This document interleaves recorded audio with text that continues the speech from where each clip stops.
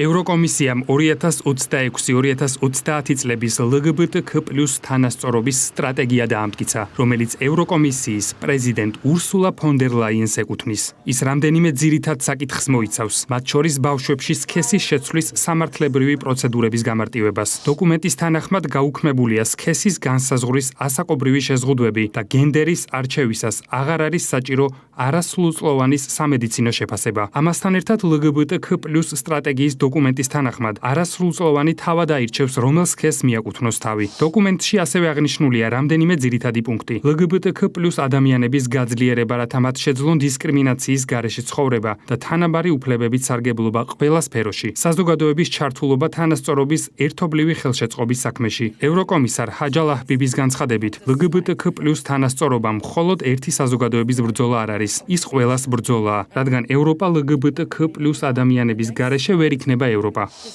რადგან თანასწორობა და თავისუფლება ჩვენი არსებობის ბირთვია, ერთად შეგვიძლია ევროპა ვაქციოთ ადგილად, სადაც ყველას შეუძლია თავისუფლად, უსაფრთხოდ და ამაყად იცხოვროს, შეიყვაროს და აყვავდეს.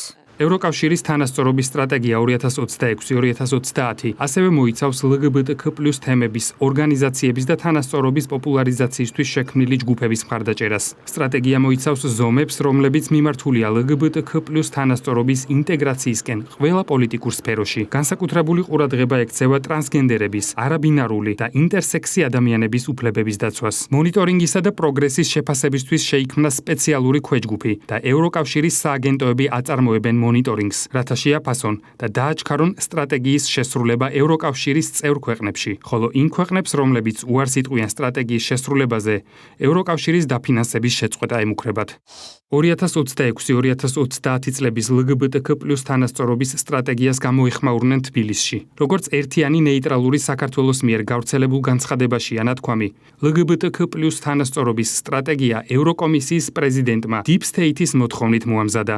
გუშინ საზოგადოებისთვის ცნობილი გახდა ევროკავშირის 2026-2030 წლების LGBTQ+ ახალი სტრატეგია, რომელსაც ხელს აწერს ურსულა ფონ დერ ლაიენი. თუმცა ცხადია, არავის აქვს ილუზია, რომ მისი ავტორი მხოლოდ ევროკომისიის მარიონეტი პრეზიდენტია. ეს დოკუმენტი პირდაპირ Deep State-ის მიერ შემუშავებული ვერაგული გეგმა, რომელიც ევროკავშირის მოსახლეობას, განსაკუთრებით კი ახალგაზრდა თაობას კარგს არაფერს უქადის. ერთიანი ნეიტრალური საქართველოს პოზიცია, რომ ეს არის მკაფიო წითელი ხაზი საქართველოსა და ევროკავშირის ურთიერთობებში. მიუხედავად იმისა, რომ ჩვენი შეხედულება აქამდეც ნათელი იყო საზოგადოებისთვის, აღნიშნული სტრატეგიის გამოქვეყნების შემდეგ უბრალოდ წარმოუდგენლად მიგვაჩნია საქართველოს ხელისუფლებამ გააგრძელოს თუნდაც დაძაბული და ცალმხრივი ურთიერთობა ევროკავშირის ოფიციალურ სტრუქტურებთან.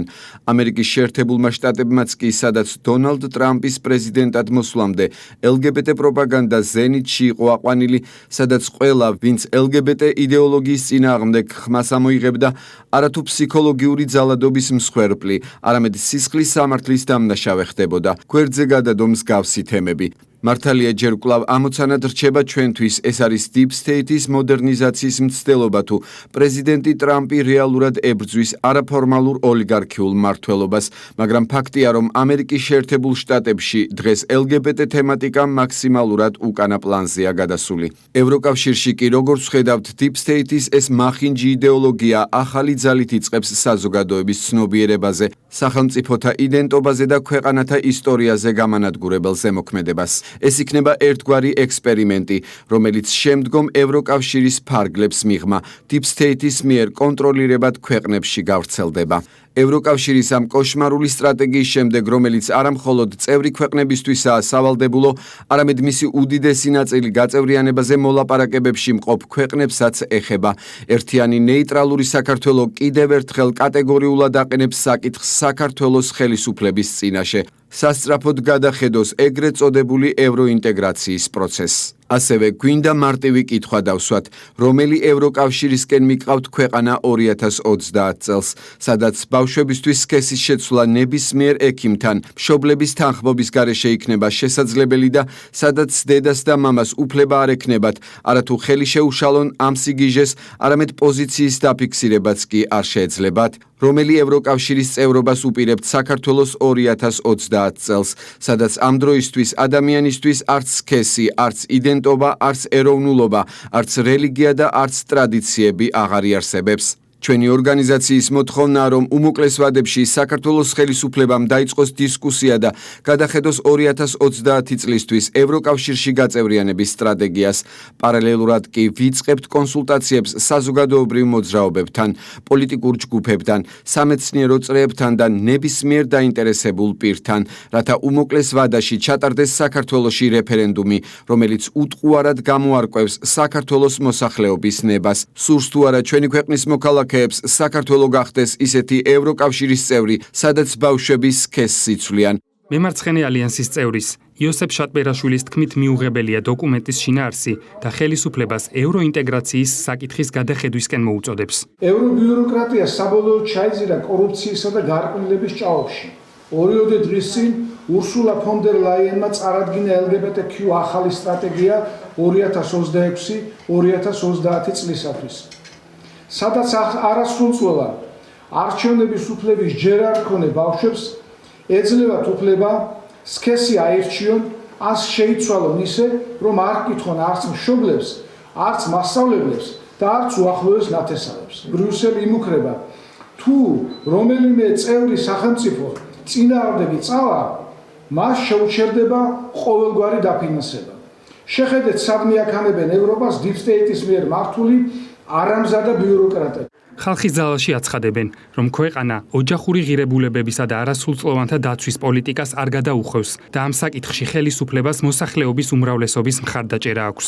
საქართველოს საზოგადოებამ რეალურად უკვე ბოლო 1 წელიწადში 2-ჯერ გვითხრა თანხმობა იმ პოლიტიკაზე, რა პოლიტიკა დღეს აქვს საქართველოს ხელისუფლებას, რომ ჩვენ უარს ვამბობთ ყოველგვარ LGBT პროპაგანდაზე, არც ერთ შემთხვევაში არ მოვახდენთ გადახვევას, რომ არასრულწლოვნებში შევიდეს LGBT პროპაგანდა და არც სრულწლოვნებში. საქართველოს პრემიერ-მინისტრის ირაკლი კობახიძის განცხადებით ევროკომისიის 2026-2030 წლების LGBTQ+ თანასწორობის სტრატეგია იდენტობის დაკარგვას უკავშირდება. ეს არის სრულიად მიზანმიმართული პროცესი, რომელიც გარედან არის ევროპისთვის თავსმოხვეული. სტატისტიკა ყველაფერზე მეტყველებს, სტატისტიკა არის დამძიმებული ბევრი მიმართულებით და აქ საუბარია საერთოდ კატასტროფულ მოვლენაზე, როგორც არის არასრულწლოვანი ბავშვების მიერ სქესის შეცვლა. ხო, სადამდე იყვანეს ევროპა და ევროკავშირი ხედავს ქართული საზოგადოება.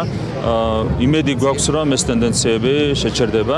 წინააღმდეგ შემთხვევაში, რა თქმა უნდა, ევროპას ემუქრება კიდევ უფრო მძიმე საფრთხე. საპარლამენტო უმრავლესობაში კიდევ ერთხელ უსვამენ ხაზს ოჯახური ღირებულებებისა და არასრულწლოვანთა დაცვის შესახებ კანონის მნიშვნელობას, რომელიც საქართველოს პარლამენტმა გასულ წელს მიიღო.